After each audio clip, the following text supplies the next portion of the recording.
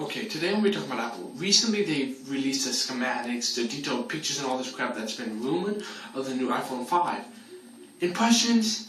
Okay, it's basically a smashed down iPhone 4S that's a little bigger, little longer, a little thinner, with supposedly front-facing camera that has been rearranged from the side to the middle, which has offered you, instead of the crappy typical iPhone camera quality of front-facing cameras, upgrade to 720p, which is probably just going to be an upscaled, crappy version camera that says, oh hey, we can shoot 720p, but who cares? Apple puts it, they buy it. And possibly a better back-facing camera. Okay, good.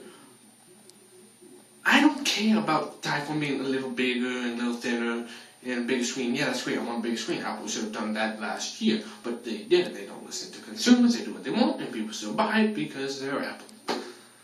Okay, on to what I think Apple should do. Okay, WWDC is coming up, where Apple announces the new software updates, products, so they're going to announce the new Macs, iOS, and all that stuff. iOS 6 is going to probably be one of the big headlines. Okay, Apple, this is your chance to make your phone better. Okay, you bring your iPhone 5, 6S, whatever the hell you want to call it. Great, bigger screen, nice. Put iOS 5 with that, I will slap you in the face, Tim Cook. I will personally come up there and slap you in the face. Okay, iOS 6. You have the opportunity to create a beautiful OS. Look at Android. They create something that allows users to customize it the way they want. That's what people want. Listen to the people. And I know even if you still don't do it, people will still buy it. That's why I hate. But please, okay. Android has widgets that allow you to customize stuff. But the thing Android doesn't have that iPhone has, yes, sure, Android has the awesome specifications. My phone, dual core, Android. I've optimized it perfectly to where it runs smoothly like an iOS would, but a typical phone, you have to customize it to get it. That's the beautiful thing about iPhone. They have the beautiful hardware and software that uniquely combines as one and just runs seamlessly, awesomely, and perfect.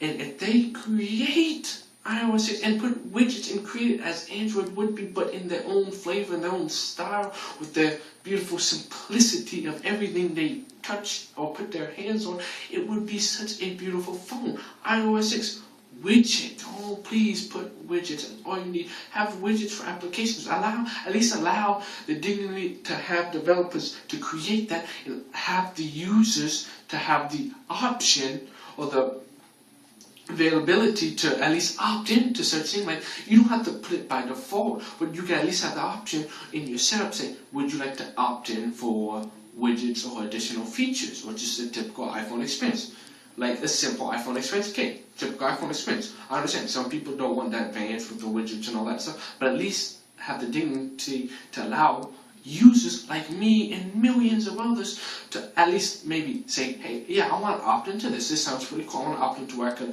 customize a little more, have a little more advanced settings in the phone. I like to customize, because there's a lot of users out there. I have a lot of friends who want to do that. And they jailbreak because it gives them the ability.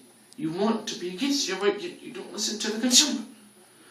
So you give people that option to say, hey, I want to opt into this and use these functionalities. I want to opt in to use widgets. I want to opt in to use, say, advanced settings to where I can adjust and set different things of my phone to the nature of how I see fit. Live wallpapers. Apple, you can do a great job with live wallpapers. Another thing, Flash. Android has Flash. I'm not saying everybody wants Flash. I understand, okay, Flash kills battery life. Great, that's cool. But at least there's people out there who don't care about the battery life. There's people who just want the feature to have the feature. Like Android. I could disable it or re-enable it. Android doesn't say, hey, Flash, use it. No. You can uninstall it. You can go into Marketplace, allow it, deny it. That's what Apple should do. Same with opting into the widgets or advanced features.